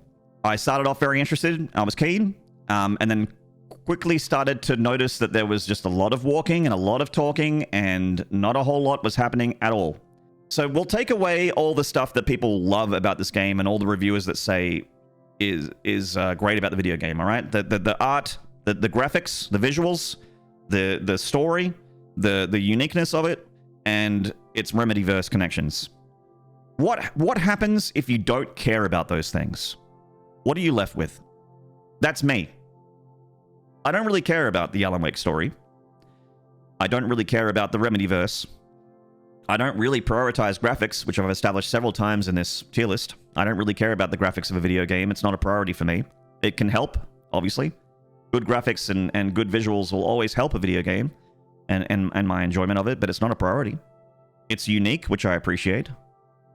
But it got a little bit too smelling its own farts, IMO. It felt like the game thought it was more groundbreaking than it is, in my opinion. What are you left with when you put all those things down and you push them all to the side? What are you left with as a video game? It's a game that is not very fun to play for me. I found the combat not very fun. Inventory management, not great.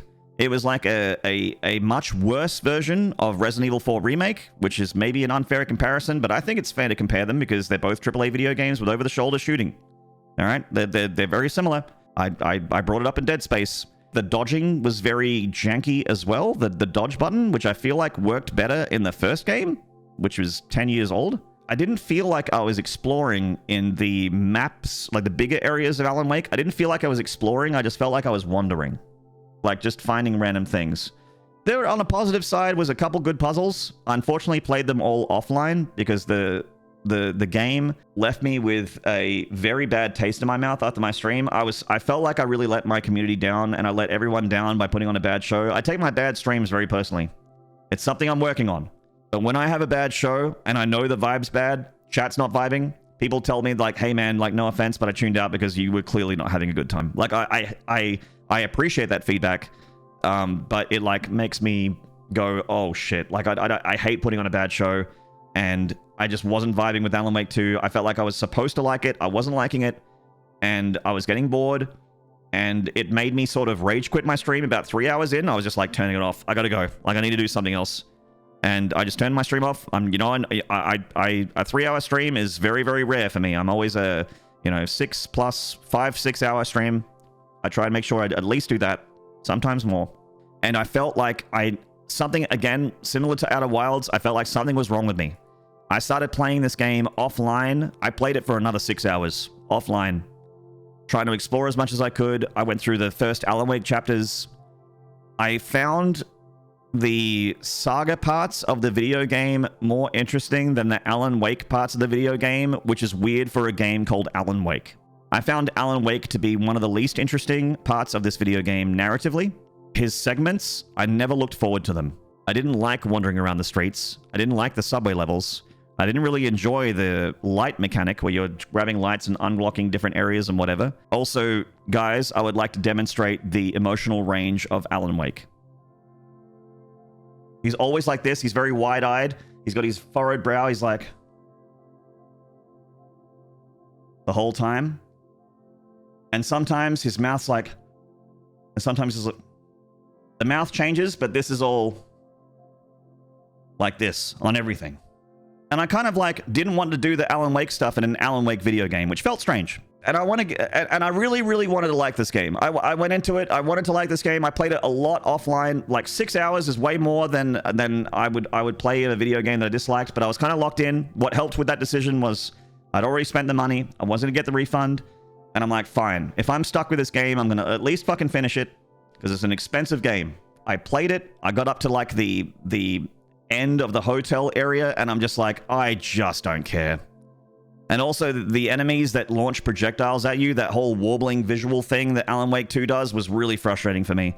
Like, they launch a projectile at you, and they're already distorting everything around them because they're covered in the fucking darkness or whatever, and they're launching darkness projectiles at you, so their warbling is making everything around them shake and move, and the projectiles are getting more warbly the closer they are to it. I'm like, where is this actual fucking projectile? I can't see it. It's just a warbly dark thing, and I don't know when to dodge because I can't see it. And some people that play a lot of Alan Wake 2 and love it say skill issue. Fine.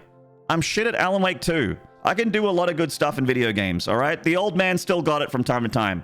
But Alan Wake 2, I couldn't play that fucking video game. I couldn't dodge at the right time, or I didn't get the cooldowns right. And I can hit things with my cursor. I'm very good at hitting heads with aiming at things with FPS video games or third-person action video games. And I think that one of the things that really affected my enjoyment of Alan Wake 2 that I thought about and came up with later was because it gave me the third-person action perspective, right? Resident Evil 4 Remake on this list. Dead Space Remake on this list. Resident Evil 4 is the game that kind of invented or not invented, but popularized that kind of over-the-shoulder action video game, right? But Alan Wake 2 is kind of not an action game. It feels like it should be because of the perspective, but it's not. Or it's not supposed to be. Or it's trying to be something different. And I'm just not getting it. And I think that's it with Alan Wake 2. I just didn't get it. I didn't care about all the stuff that everyone talks about in the positive reviews. Even the most positive reviews, like Skill Up, for instance. I really love Skill Up. He loved this game. And he said that, look, the combat's the weakest part. And unfortunately, I agree. But I didn't care about all the stuff that he likes in this game. And that a lot of people like in this video game. So, because it was such a crushing disappointment, and because I didn't vibe with it, and because it made me feel bad, and it gave me bad vibes, bottom of D tier.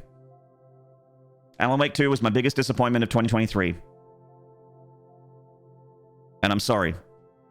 I have to talk about it, because it's a game I played in 2023, it's a big game, it's a big deal, but biggest disappointment for me, bottom of D tier. Might need an F tier? No. Like, this is probably not a bad video game. It's just that because this is a subjective list, and it's my feeling on video games and how video games make me feel, how these video games make me feel, looking back on them, this one made me feel the worst. The most disappointed, the most let down, the most bad vibe. Chat was hating it, I was hating it. And playing it offline, I was bored. I was frustrated. I was annoyed. Sorry, the Alan Wake 2 lovers. If you love Alan Wake 2, that's fine. I have a very negative feeling on that video game, and I still to this day hate thinking about it. And I'm glad to not have to think about it anymore now that I've done this tier list. Risk of Rain returns.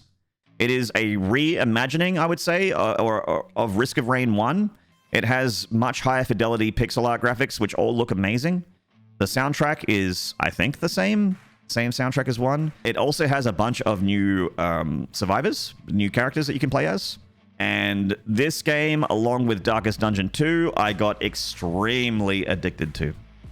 It also opened my heart and mind up to Risk of Rain 2, which I didn't like very much when I first played it, but then I gave it more of a shot after this game came out, and I ended up becoming a very big fan of Risk of Rain 2. This game not only made me enjoy itself, it also made me enjoy another game. Risk of Rain Returns, I found extremely addictive. I found it really fun. I liked the Providence trials as well to unlock the extra stuff for the characters. I thought that was a really cool addition as well. A lot of it is very much similar and the same as the original version of Risk of Rain 1, but it has a new coat of paint, it has new characters, it has new stuff in it, and it feels like a worthy of a remake. And I really, really enjoyed this video game. I would say that I would put it at the very tippity top of A. This is a big recommend from me. It's also the kind of video game that, yes, a run can take an hour or two, but it's very, like, if you've got an hour on the PC just to fuck around, you could do worse than just firing up Risk of Rain Returns for a quick, cheeky run. Extremely addictive and really fun. Every single hero I played, I enjoyed. Call of Duty Modern Warfare 2, right above Alan Wake. I don't know, it's kind of like, it's fun to play, and it's a game that I play with my mates. This is how I keep in touch with my mates. They play this game, I join them. I would never, ever, ever play it alone, and I would never play it if it wasn't for them. It's got some good stuff about it, but the time to kill sucks. The weapons all feel very samey. I think the Gulag's a cool mechanic. Anyway, it's COD. Yeah, DMZ was alright. DMZ is my most fun game mode. That's the one I like the most. Wolfenstein, Return to Castle Wolfenstein, separate to Modern Warfare 2, where I only played the multiplayer. This game I played the single player of for the first time this year. Had a very strong start. I was really enjoying the single player campaign at the beginning. Having only ever played the multiplayer, I didn't get this campaign played through until this year, and I gotta say, strong start, but not that good. It really turns to shit after the science experiments show up, which is towards the end, but also the levels get less interesting after a while. Like, the castle at the beginning was awesome. Some of the weapons are just really frustrating to use, and sniping in this game is awful. I'm gonna chuck that down here, I think. Above MK1? Yeah, I would say. This game ended up being pretty mid. Didn't enjoy the campaign very much. And I'm sorry to people that grew up with it and loved it. Wasn't for me. Dave the Diver. A game that I played offline. I bought it after watching a friend stream it. It's very much a relaxing video game. This is a chill video game. If you wanna just like basically play the video game equivalent of putting your feet up and having a burger and like washing it down with a nice glass of something or whatever you like on like a warm summer's day. And it came at, and it arrived at a really good time for all that as well. Like again, very subjective list, very much about my experiences. And this game hit at the right time. I needed a video game like this because this arrived at the right time and because it was so relaxing and very Moorish. It's not normally the type of video game that I would get into super hard. I would put it maybe like here or man, it really did hit nicely. So I wouldn't say I had more fun with it than these games. It was more like the feels, you know? And I played it offline. There was no chat vibes with this game because I played it offline. Do I feel that good thinking about Dave the Diver now?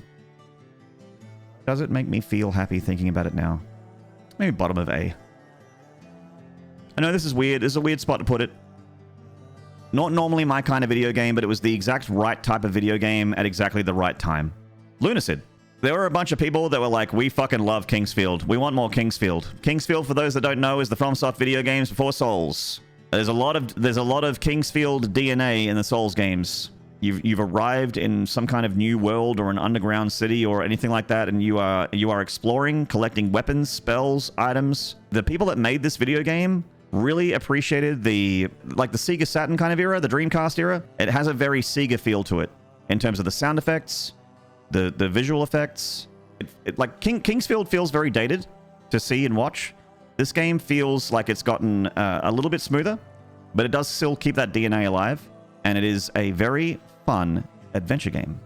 And I would say that it is, even though it's offline, top of B, because it is a very good video game made by some very passionate people, and the more you play it, the better it gets.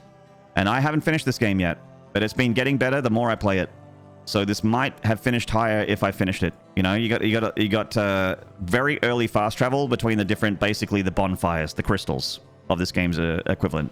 The more items I get, the more rings I get, the more areas I explore. I'm enjoying the freedom and the exploration of this video game. This is very much an exploration game. If you like exploration video games, you like Souls, or have even a passing interest in FromSoft's history, check out Lunacid. Does it have the Moonlight Sword? I wouldn't be surprised if it does. Ghostrunner 2! Full disclosure, didn't like Ghostrunner 1. This game, I did not finish it. In fact, I played it for a couple hours and refunded it. Based off that, I immediately have to put it in D tier because it was Ghostrunner 1 again. Where do I put it though? Why don't I like Ghostrunner? I honestly don't know. I feel like I'm supposed to like it. It feels like, similar to Neon White, I have to play a certain way and I'm being guided that way, and every time I don't play a certain way, the game's like, nice try, champ. And it just felt like a lot of, for this encounter, I need to slide, jump, slide, left click. And I'm like, oh no, I slide, jumped instead of slide, jump, slide. I said step, pause, turn, pause, pivot, step, step. Not step, pause, turn, pause, pivot, step, pause. Oh, shudder. And I feel like that's the game. For me, as a game player that likes freedom in video games, player expression, I feel like I don't have a lot of player expression in this video game. I feel like it grabs me by the hand and it says, play it this way, otherwise you'll die. And the enemies aren't very interesting. I did one boss fight. It wasn't fun. And then I refunded it. Starfield. I know it's popular, it's fashionable to shit on Bethesda, and I'm not one of those people, right? I think Bethesda's done some really, really good stuff. To their credit, I know a lot of people didn't like Fallout 76, but apparently they very quietly have made it a good game over the time. While everyone doesn't care about it anymore, they've been supporting it and trying to make it better. It's very fashionable and easy to shit on Bethesda because they're a big, big company, and Todd Howard likes to promise a lot of stuff. All right, he likes to talk big about his video games. It just works, the meme, etc. All right? They did shoot themselves in the foot a little bit by saying that this is the most important RPG of all time, which was kind of a not something that anyone should say about their games before they release. Starfield for me is like, it's not a bad game. If I was going to play a Bethesda game, and I do sometimes, if I was going to play a Bethesda game, everything that I want in a Bethesda game, I don't really care about the combat. For me, adventure is what Bethesda does really, really well. Skyrim is an incredibly good adventure game. It really feels so good to adventure in that game. And, you know, Fallout 3, I thought was a great adventure game as well. You know, I'm a big fan of Fallout 1 and 2. I didn't like 3 as much, but I still found it a fun adventure game. I enjoyed the characters. and I enjoyed exploring the nuclear wasteland in first person for the first time. And also, without Bethesda, New Vegas would not have existed. All right, and New Vegas was written and directed by a different team. I think it was Obsidian, right? But it was built on the bones of Fallout 3, and Fallout New Vegas is one of my favorite RPGs. Even though I love challenge, Skyrim's the kind of video game that I just chuck it on normal or easy, because I'm like, I'm not here to fight things. I just want to explore. You know, it's a relaxing game for me. I haven't played it in years, but I remember that being how I approached Skyrim when I did play it. The combat I liked a little bit more in Fallout 3, and to the extent of New Vegas as well. I like the combat in those games a little bit more, but those games I don't play for the combat. I play those games because I want an RPG, I want to explore. Starfield for me was maybe like a little bit better on the combat versus the Fallouts and the Skyrims. The combat was better. I felt like they'd made a few leaps in combat there for Starfield. But what really let me down about Starfield is that it's a game where even though you have been, for the first time, launched into space, you're not on one planet or one country or one continent like you are in every other Bethesda game. Starfield, you're not even a state, you're not on a planet. You're in the fucking galaxy. And somehow, it felt like less of an adventure game. Everything is fast travel in Starfield. And that, I think, affected a lot of the adventure for me. When you go into your ship, loading screen. When you sit down at your ship, loading screen. When you pick a destination, you don't really fly there, you just fast travel there. And it's another loading screen. When you're in orbit around a planet, I wanted to be able to explore in space. Like, I kind of wanted a little bit more space exploration. I wanted to, not necessarily the level of Elite Dangerous, but I wanted to be able to fly around and land on things and that kind of thing. Like, I would have really, really loved that. And I understand that when you're going for that kind of scale, it's just not feasible, right? It's just not feasible to give me all that Bethesda adventure of going through buildings, caves, all that sort of stuff, as well as letting me get into a spaceship, take off, fly it around manually, land on an asteroid, and explore that asteroid on foot. I know that's not feasible. That's like an extreme level of. They would need another fucking 2 decades to make that video game. And then I'm like, oh, can I go to a different planet? Like, hey, there's a planet over there. Can I fly to that planet? And then I'm like, oh no, I can't do that. Like, I just kept going, oh, you know. And that happened over and over and over again to the point where I just was like, okay, I played it for like 12 hours. 12, 15 hours. I didn't really care about the story. Again, a theme for me. Didn't really care about the story, but I was trying to go through all the main quests. I wasn't doing a ton of side content because I did get like a little bit, every time I did side content, I'm like, no. You know, a bit disappointing that I couldn't just, that I had to basically go through a few loading screens and fast travel to my ship, to fast travel to a planet, to fast travel to a solar system or whatever, to fast travel to a point on that planet, to fast travel into a building, to talk to someone, and then fast travel back to the planet, to fast travel back to my ship, to fast travel back into the solar system, to fast travel back to another solar system, to fast travel back to another planet. And I just felt like there was too much cutting around that it didn't feel like an adventure. It felt like I was just loading from one place to another. When you don't have those loading screens and you're on a planet, Skyrim, this game is not. Skyrim has got like lots of wonderful caves, and Fallout 3 as well. Fallout 4, you got all these caves, you got buildings, you got towns, you got stuff like that. And in Starfield, 90% of the planets are barren. And I'm pulling that percentage out of my ass, but that's what it feels like. It's barren. And that is, for me, the way to describe the adventure in this video game. It is barren. And I play these games to adventure. Also, as a small aside, because I keep talking about performance, this game set my fucking computer on fire. I had power issues. I had USB devices power cycle. My Go XLR completely reset itself. My mouse power cycled. My keyboard power cycled. My Stream Deck turned off. I had monitors turned off and on while I was playing Starfield, and it's the only game that has ever done that to my system. But again, this is a subjective list, and there might be something wrong with my PC. And that has to be factored in, because it's hard to enjoy a game when you're freaking out about all the hardware. So over time, I think that Starfield is going to get better, because it's going to have, on the performance side of things, they're going to patch it, make it more efficient. So Starfield, this isn't one of those games where I really cared too much about it, because if I want to play a Bethesda game, I will play Fallout or I will play Skyrim. Those games already exist, and I didn't have a lot of expectations for Starfield. It is a big release, but it fell very flat for me, and I'm going to put it in D, definitely, but where? I don't know. I at least played it a lot more than I played these games. Maybe like here. Like, it's not a bad game. It really is. It's not a bad game, but it didn't give me what I wanted. Roboquest. Roboquest, similar to Deadlink, is an arena shooter feeling video game that also has roguelike mechanics. It's a roguelike video game that feels like an arena shooter. It's really, really, really fun and really addictive. And honestly, I liked it more than Deadlink. I'm going to put it in A tier. I'm going to actually put it like here, because this video game is made by a pretty small studio in France. Is very, very, very well put together. It has no issues. Like, you play it and it feels like a very expensive, very high quality product. It's got an incredible soundtrack. It's very addictive. Each character, like, I was sleeping on the engineer. I played a little bit more. Each character is really good once you learn how to play them.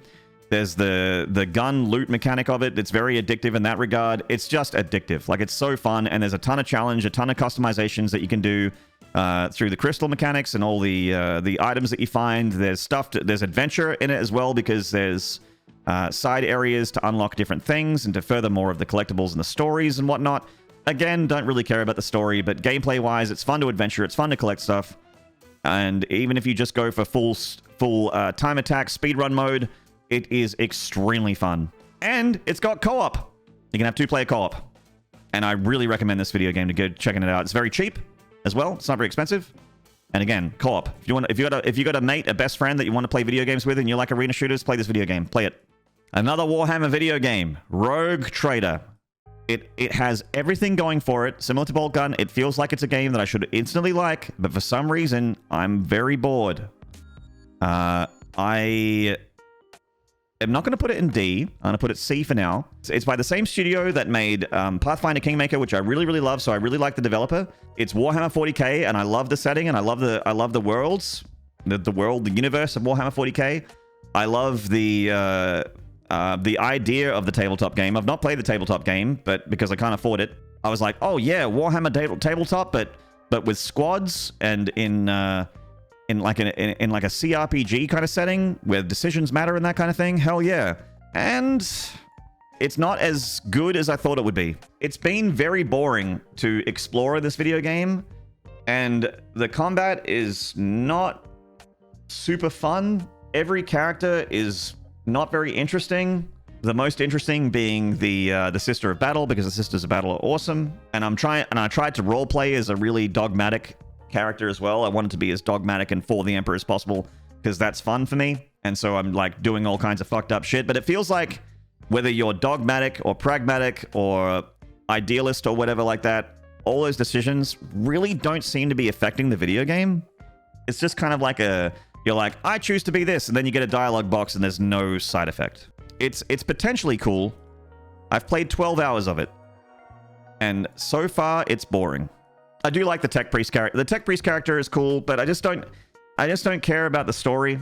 I don't feel like I'm exploring much. I felt more like I was exploring in Pathfinder Kingmaker when I was walking around a map. I don't like it yet, and I don't feel motivated to play it more. That's why Rogue Trader is down here on C, man. It's not quite D-worthy. I liked it more than these games, but because of all those things that seemed like it was working in its favor, I'm surprised negatively that I am not enjoying it. Like, in Pathfinder Kingmaker, when I made a decision, it felt like it had huge repercussions.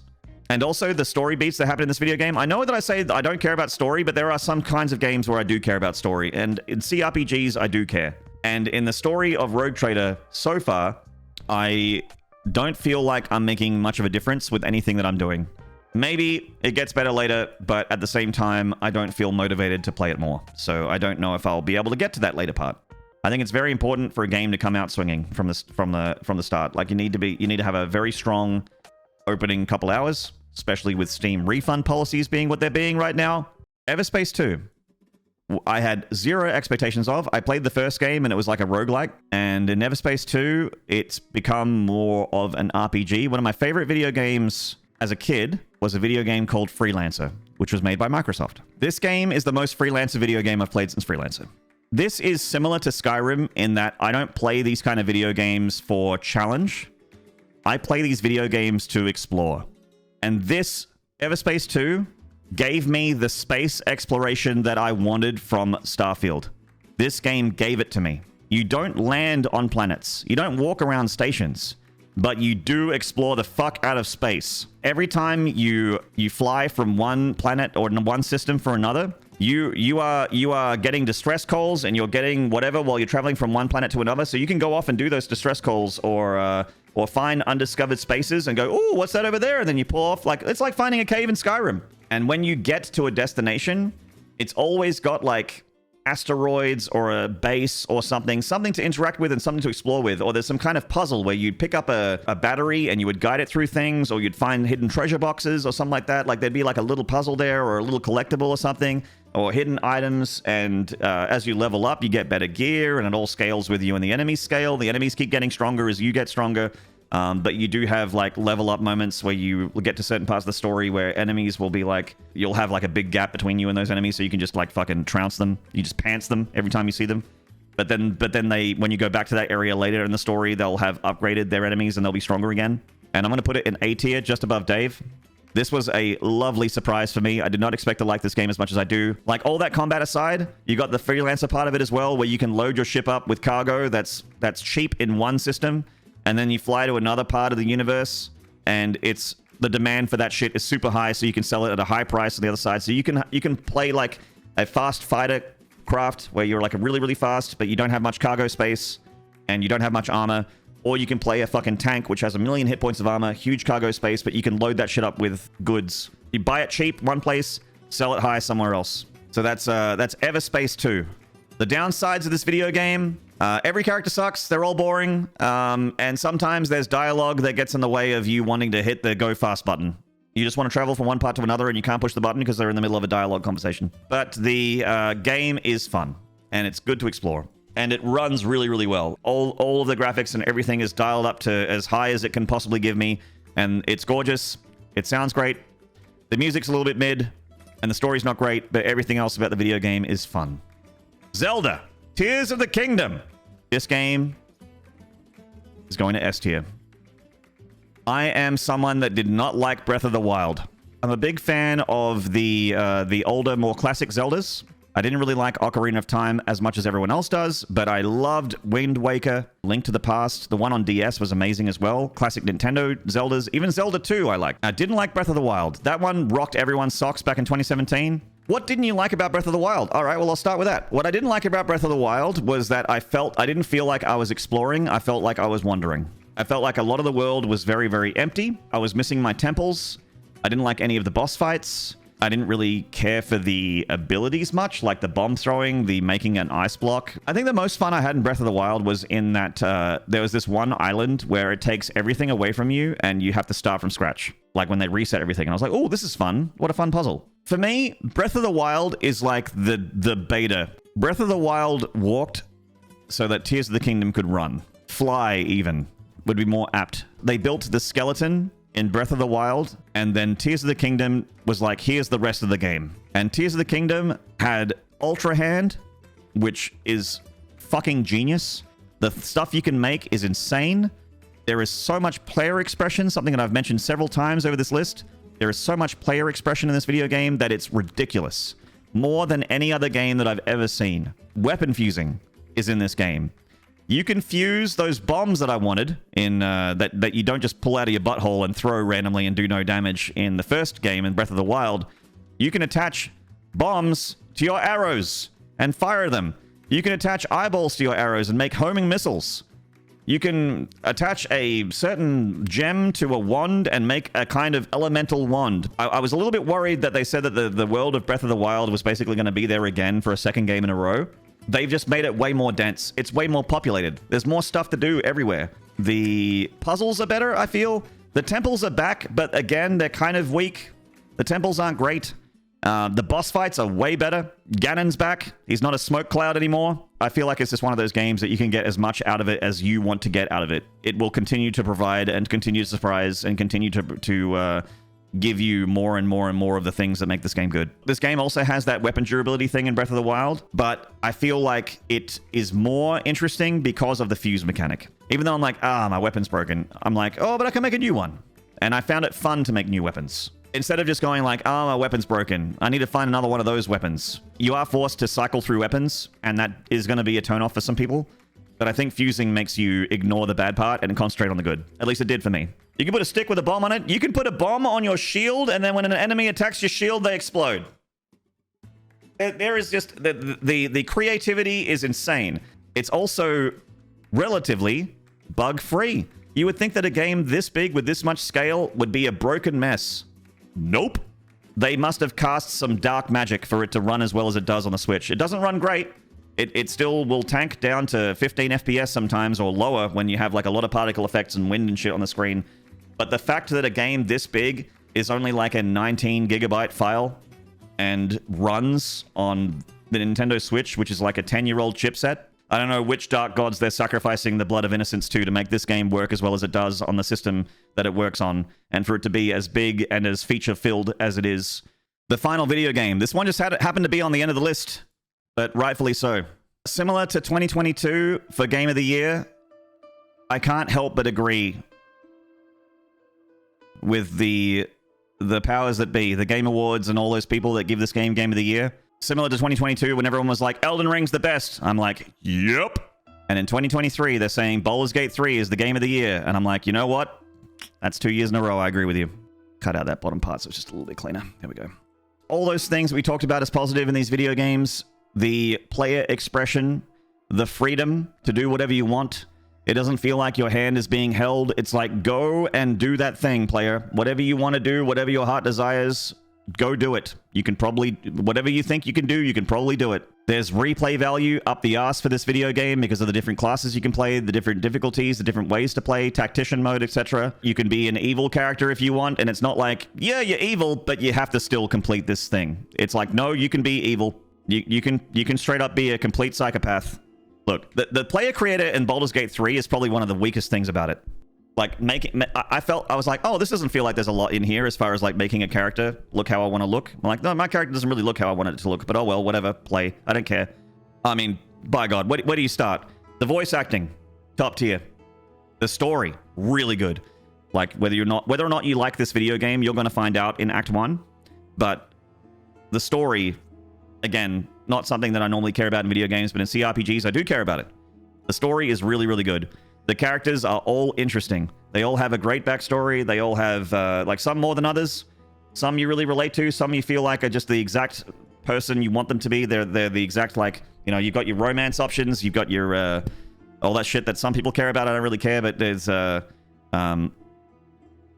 all different types of characters to become friends with that some people really care about in this video game. And let's be real, I think at least half of the player base of Baldur's Gate 3 really likes this video game because of that. I found it an incredibly engaging and very compelling adventure game, as well as an incredibly compelling RPG with great voice acting, great characters. It's turn-based, like your, you know, like Rogue Trader, the turn-based combat similar to that, but it's D&D. It's D&D, and you have all the freedom of D&D. You think you can do something, you can probably do it. You want to jump into a hole, you can do that, and you'll probably die. But you put on Featherfall or whatever, and you will just glide to the bottom, and suddenly you're in the Underdark. You can get to big story objectives. Like, yes, there will be bottlenecks where you have to complete the story, but you are so free on the way to that objective that no playthrough is going to be the same as someone else's. I remember talking to people about Baldur's Gate 3. Even as recently as Christmas Eve, I had dinner with a bunch of people, and some of them were like family friends and like the boyfriend of family friends that I haven't really met before, and we just started talking about Baldur's Gate 3 all of a sudden. Their playthrough was completely different to mine, and everyone that I've spoken to on Baldur's Gate 3 has had a different experience with the game that I have.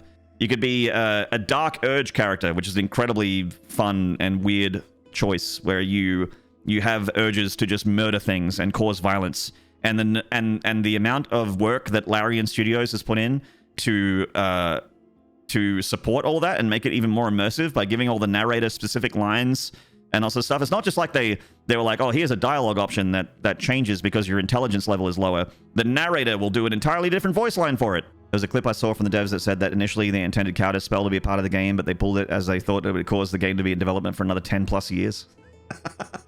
Yeah. I feel like, considering this game is my game of the year and my highest ranked S tier game, I don't feel like I'm talking about it enough, but I'm also kind of tired. I didn't take any breaks. I've just been talking. I've been talking pretty much non-stop for 5.5 hours. I'm sure I'm missing stuff that I wanted to talk about for Baldur's Gate 3, but I think I've covered it.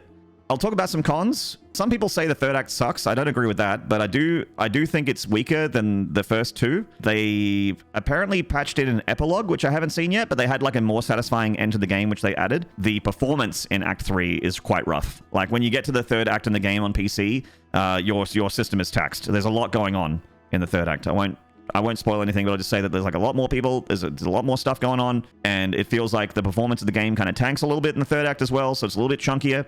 If you don't like turn-based combat or slow burns, you won't enjoy this game too much, I don't think. But anyway. And also, outside of the video game, Baldurs Gate 3 got the dialogue going on about what is acceptable and not acceptable for a AAA video game. We were talking about a little bit offensive, like microtransactions that are a little bit offensive, and games being not complete on release, that kind of thing.